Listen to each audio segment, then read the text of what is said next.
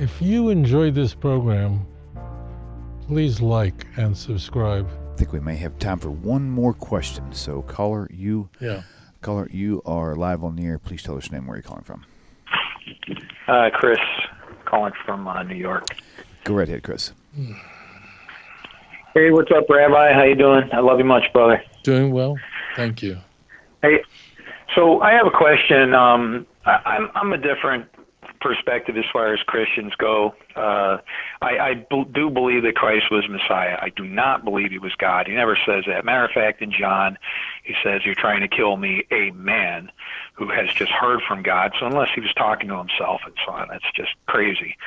But Right. I also believe that when we say that God's all-powerful, Hashem, I also believe that he is all-powerful except against the free will of man. In other words, we make our own choices. We have to, he can't force us. Where we feel his impact is that his words are true, the truth, the Torah. It's given as a blessing and a curse. Whatever we do is reflected upon that, and we kind of reap what we sow. But when Jesus was writing on the ground, and there's a lot of premise in the Christian thing about being slaves to sin or slaves to God. When he was writing on the ground, I believe that what he was writing on the ground was Exodus 21:12, which actually says, "Whoever strikes a man and causes his death shall be put to death." How do you feel about that? Obviously, when you're referring to Jesus writing on the ground, you're referring to the pericope adultery, right? You're referring to John chapter 8, right? Right. As it turns out, it doesn't say what he wrote down. Moreover, I'll just say to you, this may shock you, but the first 11 verses of John chapter 8 and the last verse of John chapter 7 are later Christian interpolation. They're not original. As it turns out, these passages, John chapter 7, verse 53, and John chapter 8, verse 1 through 11, 12 passages, does not appear in the early New Testaments. And someone came up with the story of the adulterous woman, and Christians apparently like the story where a woman is brought before Jesus accused in adultery, and Jesus writes something in the ground, but there's nothing in the text that says what he wrote, nothing, right? But he then says, "He who is without sin cast the first stone," and people realize, and this story Christians adore so much that it appears in every Christian movie. In fact, Mel Gibson, the great luminary of Hollywood, managed to insert that story into his passion film, and it's not a passion narrative. So I would say this, that the text does not say what Jesus wrote. The text is a later Christian interpolation, which means it does not appear in the earlier iterations of the book of John. This is largely accepted by Christian scholars. That means I'm not expressing something that is the ranting of a rabbi who doesn't have a favorable view of the Christian faith. This is, with the exception of some fundamentalists, Christians have come to understand that there are two massive sections in the New Testament that were a later interpolation. They're both 12 verses. The last 12 verses of the book of Mark and these 12 verses in John, the pericope adultery. So you have a story that's invented later that's not original to the book of John.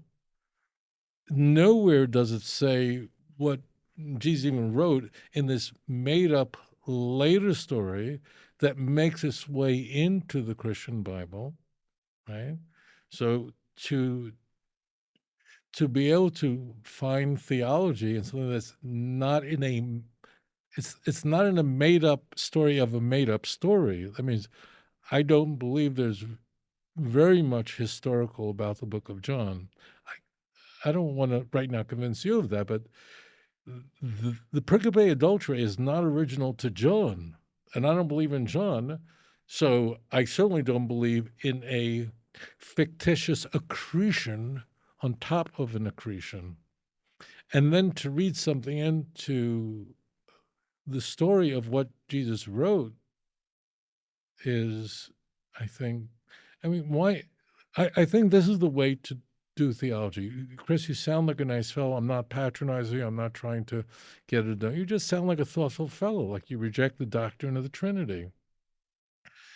Well, that's a very wise thing to do. So I would just say this, that the way you figure out, like, what does God want from me? Because I've got all these religions who have adherents that some of them are smart people, believe very different things. Like, I want to just do the right thing. And I say this to you more than I would say it to others because you had the ability, the insight and wisdom to not accept the doctrine of the Trinity. You're not a guy that goes with the flow. You're not a guy that just who just follows the crowds. You're willing to question things. So I would say this, that this is the most rigorous way to look at the Bible to determine what does God want. And then is to go back to the Hebrew Bible, look carefully at the passages that are clearly, transparently messianic, and use clear passages to interpret passages that are not clear, rather than the other way around. That is the proper approach using hermeneutics. What you want to do, I assure you, is take the clear verses in the Hebrew Bible and use those as a guide, as a light, as a measuring tool. That's what the word canon really means, a measuring reed, to assess passages that are nebulous, that are not clear. Because the other way around, you can come to any conclusion. I thank you very much for your thoughtful question. You're a Unitarian Christian, and that means that you're really thinking. And I encourage you to keep thinking this through. Go to the Hebrew Bible and use that to test the claims of the Christian Bible. Thank you so much for your question. Shalom. If you enjoyed this program, please like and subscribe. אדון עולם אשר מלך בטרם כל יציר נברא לעת נעשה בחפצו כל אזי מלך שמו נקרא ואחרי ככלות הכל לבדו ימלוך נורא והוא היה